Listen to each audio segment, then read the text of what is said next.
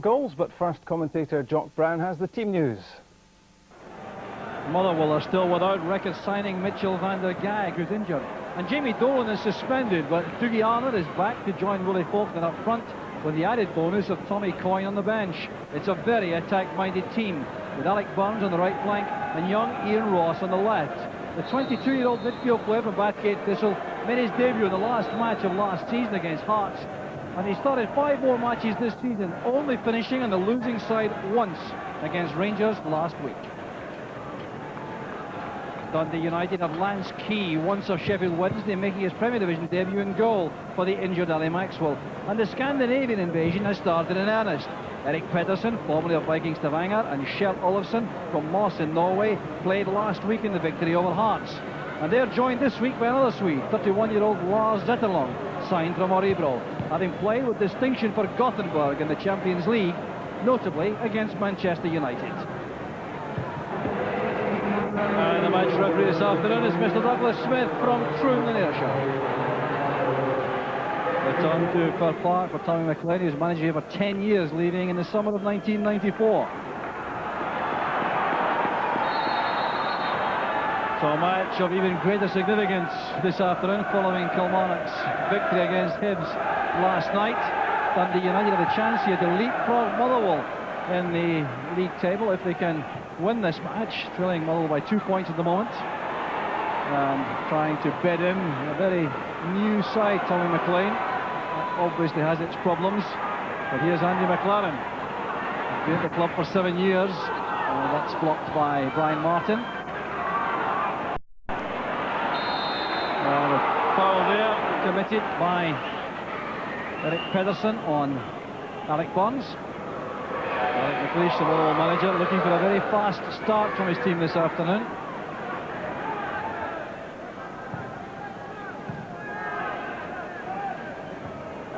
Martin's header reaches Billy Davis. Martin's involved again in the build-up. Davis looking for Faulkner. In goes Burns on the Faulkner miss kick. Faulkner again, trying to create a shooting chance for himself. Very well policed by Perry. This is Ross.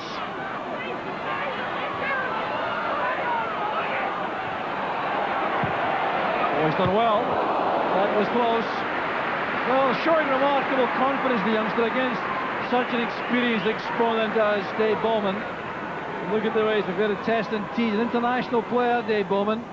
Ross turning and twisting to send over the cross, just too close to that near post. Skimming, challenged by McSwiggan. Here's Olofsson. McSwiggan on the outside, asking a lot of McSwiggan's pace, and that's a corner kick, conceded easily there by Martin. Well, he had more time, I think, than he appreciated there. Quick enough to read that pass from Olofsson. McKinnon playing it short. This is McLaren. McKinnon has changed the angle. And it's scrambled away the post there by Eddie May. Still a problem for Motherwell. Back now with McKinnon. Presley at the far post, beaten there by Martin. Pedersen wants the ball back in the area quickly. Martin again in the way. That was Zetterlund. And Zetterlund trying to nip that away from Alec Burns. Only succeeds in giving away the throw, but a very close thing there for Motherwell. The ball flighted in from Ray McKinnon to the far post, won by Zetterlund. It was hovering under the crossbar there, and Eddie May managed to get the ball away.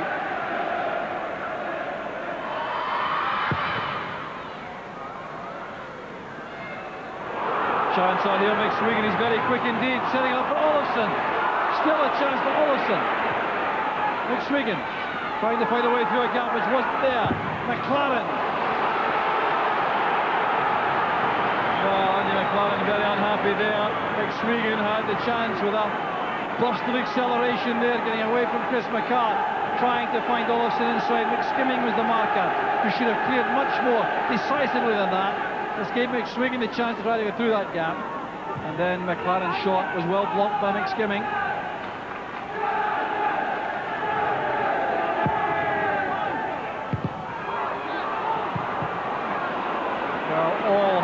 defensive pump again from Motherwell. They really are living very dangerously. But I think Alec McLeish will be concerned about the way Motherwell have failed really to impose themselves on this match at home. Certainly offering plenty of instructions there from the track. On it, robbed by Zetterlund. Skimming to May. Bad tackle there by McKinnon. Hurtling in there on Eddie May. Referee Smith has a quick word with the United midfield player. That's what you call commitment, I think. Very neat play by May. Just as well, I think, for McKinnon. He was so alert, Eddie May.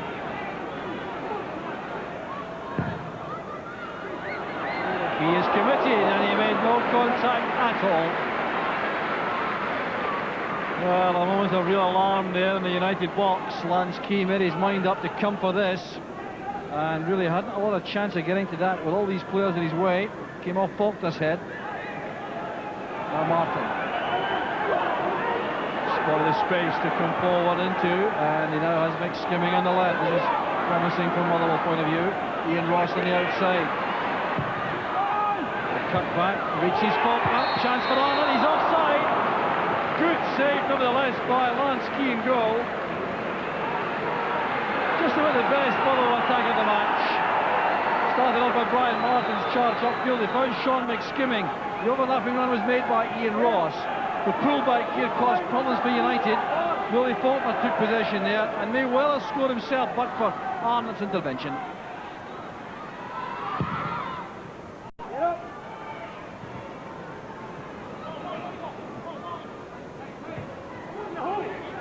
To McSkimming. There's Presley again. Ross wins that from Bowman.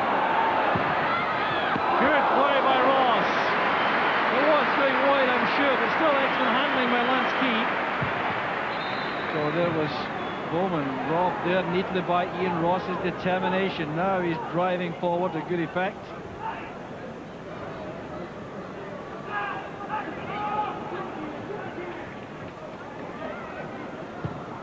He flights it in towards Faulkner. That's for Arnott. Almost reached that United defence. A very good move from Motherwell. Thinking Arnott just inches away from the opening goal. Well, the ball flighted in here by Eddie May. Look at the contribution made by Willie Faulkner here with an excellent header on. Cushioned header. Arnott just couldn't get to that. Zetterlund trying to find McSwigan. It's too long in the air, surely, for the striker. It's won by Martin. Bowman gets the ball down again. Now looks for McLaren. Martin's in the way again.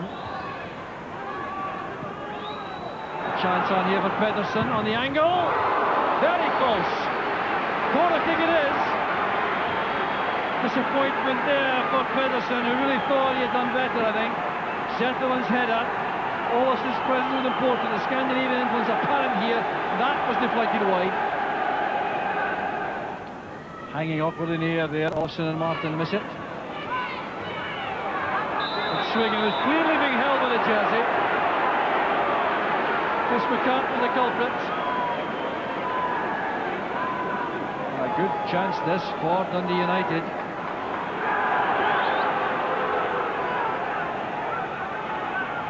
Bowman orchestrating.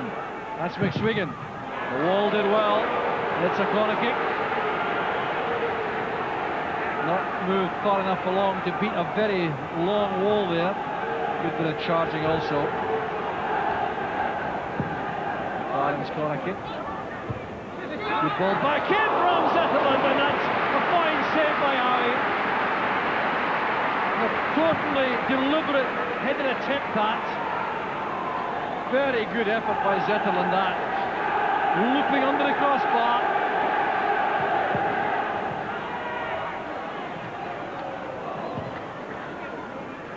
Shot and Barnes. Chance for Faulkner. He's beaten very well in the air by Presley. An excellent defensive header by Stephen Presley. And a chance perhaps for McSwigan. Martin was strong enough and quick enough. Well, an opportunity there. Second at both ends. Presley sent spinning there by Faulkner. Here goes Ross. That's a superb tackle by Malpass. coolness personified. Now the chance to break. Olofsson on the left. Alfaz has stayed up. Zetterlund inside. Olofsson using pace to go to the byline. The cut back, which is McSwiggan. Oh, suddenly the pace of the match has increased as interval approaches. Alfaz again finds McLaren. United still coming forward. Olofsson. Chance for McCart to clear.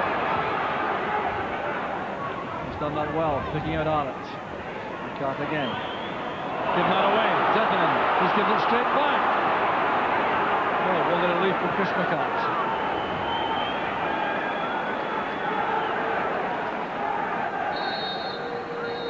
Well, that bit of hectic action towards the interval. Ending now. No goals in the first half. United starting very briskly indeed, at the better of exchanges in the opening 20 minutes or so. Motherwell forcing their way back into the match, and it really sets up a very tight and tense second half. It's Motherwell 0, Dundee United 0.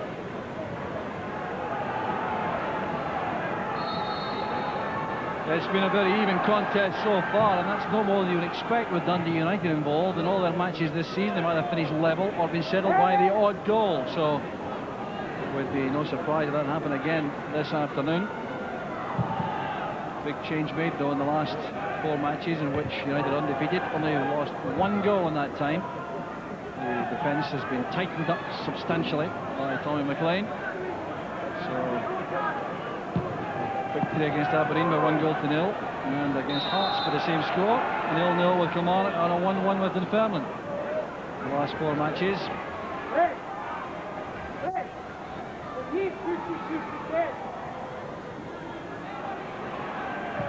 Presley now to Pedersen. Good pass. Zetterlund. And that is a great ball in for Olofsson! By far the best chance of the match so far, made in Scandinavia. Pedersen's pass initially to Zetterlund, and look at this for a quality ball. Over the top there, but Olofsson at pace in all the time in the world. It was a very good save by Howie in the end, but he shouldn't have had a chance. Again in from McLaren, and well attacked by Martin. Bowman trying to pick out McLaren again. Wishart was across quickly.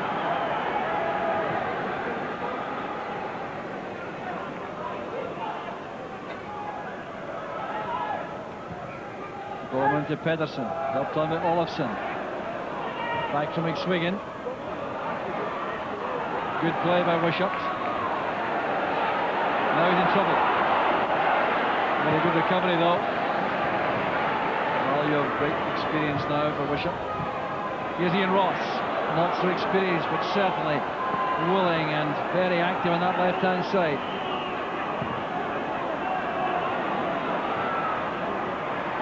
Martin holding off McSwiggan. May's put under pressure here by McKinnon. Ross again. May looking for Fulton. Playing safely by Key. United still coping very well at the back. Just one real glimpse of goal for Dougie Arnott in the first half. McSwiggan. McLaren. Olofsson attacks the ball. It's a goal for United. Shea Olofsson opens his Dundee United account with 11 minutes of the second half gone. Well, look at this for an attack to the ball in the air. McLaren's cross hanging in the air. How are you getting there? Second to Olofsson. And a powerful header it was. Well, I think the conditions troubled Scott Howie here. The ball appeared to hold up, but Olofsson had no doubts at all about his intentions. Well, the dividend reaped already for Tommy McLean from his Scandinavian excursions.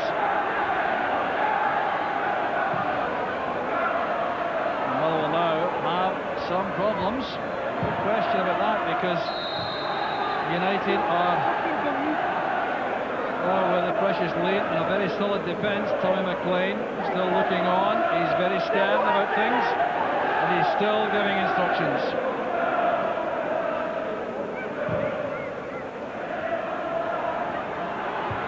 It's well won by Presley. Zetterlund gets the ball away. McSwiggan to McKinnon. That falls kindly for McSwiggan.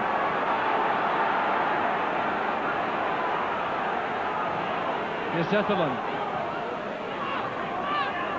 He's in a very good position again, overhitting the cross though for Olofsson. No one coming in the far post. Here's Barnes. Cross goes McKinnon. A very good tackle.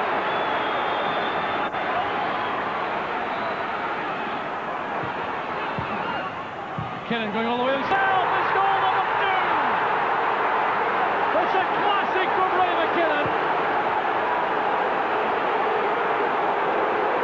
2 minutes after the opening goal comes goal number 2. And this is superb. Look at the way he won this initially. He's all down to Ray McKinnon. Then attacks inside. Pedersen makes a decoy outside. Holds for Wishart in that inside position. The way up from McSwiggan. Outside of the left foot, swerving into the corner, and Howie had no chance at all. Well, it really is a solo goal from McKinnon. Just one little bit of help from Gary McSwiggan here. Good return ball, and the two-footedness of McKinnon pays off again.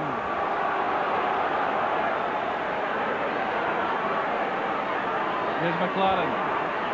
United now in full cry. Zetterlund. Back with McKinnon. Here's Bowman. Zetterlund. Possession retained well by United. Presley, back it goes to Malpass. Offside given against McSwiggan. Well, real food for thought. Alec McLeish now trailing by 2-0. Must be contemplating urgent changes here.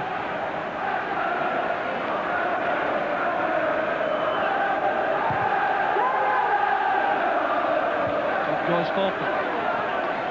Arnott trying a quick turn. Back with Burns. Good ball in. There's Faulkner. Well saved there by Key. And it's turned in by Ross. Motherwell back in the game. And Ian Ross gets his first goal for Motherwell. Lance Key looks on. Very concerned indeed about that. But it was a great ball this by Burns. Fully fought to the far post. The keeper did well to get to that first, but Ross followed up for the rebound. Well, Lansky may think he should have had more of a hand on this to get the ball further away, but he was at full stretch, and Ross did well. Well, a burst of scoring here, and it heralds the arrival of Tommy Coyne, replacing Billy Davis. So, 61 minutes, a goal for Motherwell. Well, after all that activity around the goalkeepers, suddenly the game has burst to life. Well, McLeish checks his watch anxiously. Time very much the enemy. United will make a change. Robbie Winters celebrates his 22nd birthday on Monday. And he will replace Gary McSwiggan. The other way around last week. Bowman flights it in, looking for Olofsson. Screened that well. Back to McKinnon. Brilliant save by Howie. Well, if there's a more two-minute player in the country than Ray McKinnon, I don't know who he is. 2 excellent feet. Remember, he scored that great left foot shot. This is with the right foot. Screened there by Olofsson. Turned back and thundered into the top corner. Howie at full stretch. There's Wishart. Turned away by Perry. Dave Bowman immediately gave central defensive cover for Malpass when he went on that 40 upfield. Arnott back here to Wishart. Dangerous ball. Faulkner wins it. Headed off the line there by Perry. And thumped away by Malpass. Well, Willie Faulk is a major threat inside that penalty box for any cross balls.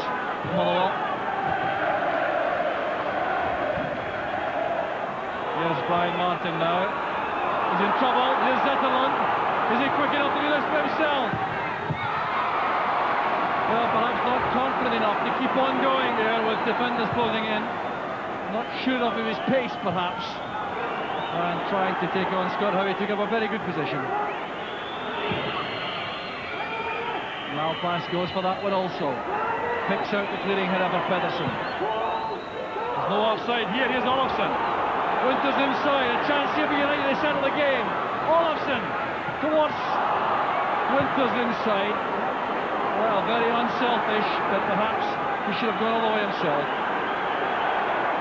Tommy McLean wasn't happy about that. Here it's made by Pedersen. Here's McKinnon. Olofsson the outlet again on the left-hand side. Takes this for a run. This time it's Winters who's onside. Chance for United. It's 3-1 to United. That settles it. Well, the sucker punch on the counter from Dundee United. But Olofsson doing so well again, measuring this pass to Winters, who waited to remain onside and then left Scott Howie helpless with a finish. What good play by Olofsson, and Winters finished to score for the third time in 3 matches for Dundee United, a great record. Chance here now. Tommy Coyne almost got that down at the far post. It's a deflected ball. It's a corner kick to Motherwell. Still pressing on. The referee checking his watch very carefully. We've had virtually 3 minutes of stoppage time. There cannot be much more time to go for Motherwell. I think they know now the cause is lost. And that third goal for United. Good header by Martin. It's swept off the line by Ray McKinnon. Well, a powerful header from Martin on that corner kick, and Ray McKinnon was the line to clear. Burns with the outswinger. And the final whistle goes. Dundee United have leapfrogged Motherwell in the league. By that very good victory by 3 goals to 1. And the first goal was scored here by Kjell Olofsson, who was scoring an excellent header. And then the second came from Ray McKinnon, a real solo effort linking with Gary McSwiggan for a 20-yard shot at goal. Then it was a fine recovery there by Ian Ross for Motherwell when he swept on a rebound from Lance Key. But right in the last minute, Robbie Winters tied it up for Dundee United with that goal right on the counter-attack at the end. It's Motherwell 1, Dundee United 3. I like a loss of 3 points, which puts Motherwell in an awkward position now. What's your reaction to the game? I thought we started very badly and didn't get much better in the game.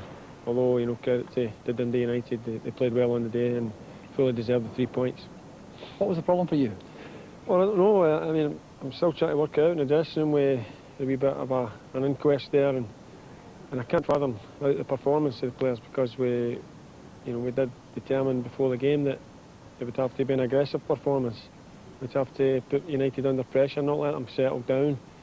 And you know, in the first 20 minutes, we looked like the away team, as if we were trying to ease ourselves into the game. So very disappointing that, you know, from start to finish, really. Tommy, you've leapt a couple of places by virtue of this win today. Are your thoughts now about challenging or about staying clear of relegation? No, it's a case I said before that really, if you omit Rangers, Celtic, I think that we are capable of being. We're not there at this moment in time by any means. I think we are as good as any of the other teams in the league. So that means we're at third place in the table is a target that I'm striving for, or as close to it as we possibly can. A word about two of the almost old-timers, although Ray McKinnon doesn't come into that category, having moved about a bit, and Maurice Malpass. What did you make of them today? Well, I think both of them were very influential. Maurice is relishing the new role that he's got there, and you see the breaks that he's making from the back. You know, I don't understand the man at his age trying to do that type of thing, but Raymond ran the show, as far as I'm concerned, in the middle of the park. I've had one or two problems with Raymond in terms of getting him into my way of thinking, but today, hopefully he sees that we're both in the same wavelength, because I thought he was magnificent. His goal capped it. That win at Fir Park lifts Dundee United, as Jock said, above both Motherwell and Kilmarnock into 7th place in the Premier Division. Now, Fraser, Alec McLeish there mentioned a dressing room inquest. You were there. What was the upshot of it all? Well, I think you saw there that the manager was very disappointed, and the players themselves realised they played very, very poorly. I came here armed with a number of excuses, but I don't think I'm going to be able to use any of them, because the videotape showed that we were well beaten on the day. Sometimes players have got to just put their hands up and say we played poorly. We take the plaudits when we play well, and as a team we played very poorly today, and we've got to just admit it, really. Billy, do you see the Tommy McLean influence coming through at Dundee United? Very much so. They look much better organised. They look tighter in defence. They look as though they're able to break from midfield. And the thing about me, he's brought in some lads from Scandinavia that look as though they're experienced players, so they're not going to suffer any problems with trying to make the grade. They've probably made the grade in their own country. They're over here in a new experience. But overall, I think the organisation that Tommy brings to teams has shown itself already. Tommy spoke there about trying to get Ray McKinnon into his way of thinking. I think we know what he's on about there. And he certainly produced the goods today, didn't he? Oh, I think so. I mean, that right away that Ray McKinnon's always had the potential and the ability to be a good player, but perhaps he's maybe just something just to take in the wrong direction. If Tommy can get that straightened out, he's got a real winner here. Magnificent challenge for the ball. And he looks up, he knows exactly what he's after. He may look as though he's just a little bit casual there, but he plays the 1-2, he's looking for the return, he's made the positioning. Magnificent left foot shot, isn't it? Great goal. And Fraser, he's only 26, although he's been around a few clubs already. Yeah, he's a well-known player. I think he broke into the Dundee United first team when he was a youngster. And as you say, he has been around a bit, but he's certainly a tremendous player. He's very two-footed, and it's hard to say whether he's actually right-footed or left-footed. Now, from a Motherwell point of view, Tommy Coyne came on as sub, and that must be a heartening sight for the fans and for the supporters to see him coming back. A goal poacher who could help Motherwell's cause. Yeah, I think we have missed Tommy, and by saying that I don't want to denounce my teammates who've been playing up front, but he certainly gives us another option. I think this season we've had so many injury problems that the team has almost picked itself. So with the likes of Tommy coming back, and if Mitchell van der Gaag can get himself fit and a few others, then the manager's got a full pool to pick from, and therefore we're all playing for our places. Whereas earlier on in the season there's maybe just been 13 or 14 of us fit, so we knew we were getting a game. But yeah, it's great to see Tommy coming back after a spell on the sidelines. With the greatest of respect to him, he's possibly coming to the end of his career. Ian Ross is at the other end of his. He's just gone full time. He looks quite a prospect. This was his goal, firstly. Yeah, he's come into the team this year, and it's his first season full time. You see a good ball in from Alec Burns, and Ian follows up as he should. He's played a number of positions for us this season, right and left side of centre midfield. He's also played wide in the left of midfield as he did today, and also up front, and I think he's got a very, very big future at Fir Park. Billy, what did you make of him? He looks comfortable on the ball. Well, it reminds me a lot of Dougie Arnott when he came up from Pollock, and Motherwell got an awful lot of joy out of Dougie. If they can get the same joy out of this young man, then they're on a winner. But he looked a nice player, and he looked as though he was comfortable in that role, and he certainly took his goal well. Now, you mentioned the Viking invasion earlier on. Let's have a look at the impact they made to the game, and they certainly did have quite an influence. Certainly did. I mean, this is a good attacking header. It's a terrific ball into the middle. If you go across a defender, go across a goalkeeper, you're always going to get some joy, and he really does meet it well. But I suppose the opening goal is also important in a game like that. But he looked a good player. This is a tremendous ball from another one of those Scandinavians. Probably Olofsson really should have finished that one well, but all credit to the goalkeeper for making a good save. But they're experienced players, so they're not going to suffer any problems from trying to fit in or anything. They've got an idea what the game's about, and I think you know, the Scandinavians are always attuned to playing in their conditions. What are the implications though for Scottish football? Tommy McLean's got a problem. He feels he needs a few players, so he just dives over to Scandinavia and brings 3 players in who can immediately slot into the team. Well, I think, you know, he's going over there, he's taking players that are obviously out of contract, and he's getting them without transfer fees. I'm quite convinced that Tommy would be happy to do that with Scottish players. But because of the system that's still in vogue in Scotland, he can't do that. So he goes across there, he brings reasonable quality players over, he's taking a little bit of a chance, but he's seen them, you know, for a period of a trial period, and then he's going to decide whether or not they're going to be good enough to do him a job, possibly in the short term. Fraser, in addition to being a Motherwell player, you're also Assistant Secretary of the Scottish PFA. I mean, how do you feel about this in terms of what it's doing to Scottish football and young footballers? I have to agree with Billy there, because I think we have to get rid of the transfer system in this country as well. We're not playing an even playing field for Scottish players. Tommy McLean and other managers are going to do this more and more often this season and even next season, because why pay a transfer fee for a Scottish player when you can go abroad and pick up a player from Scandinavia or Holland or wherever for nothing? But we're also losing our best players like Rob McKinnon and Paul Lambert, Gary Smith, Alan Johnson, to name a few. They would possibly be playing for the Old Firm or for Aberdeen and being in our game and improving our game. But these players have been lost because a Scottish team would have to pay a transfer fee. And I think that we have to look at the Bosman case, realise it's in place, there's nothing we can do about it, And players, managers, coaches, the SFA, Scottish League should get together and let's get a new system in place just now, because we need to improve the game in this country. OK, that's the soapbox well banged there. And let's have a look at the league tables.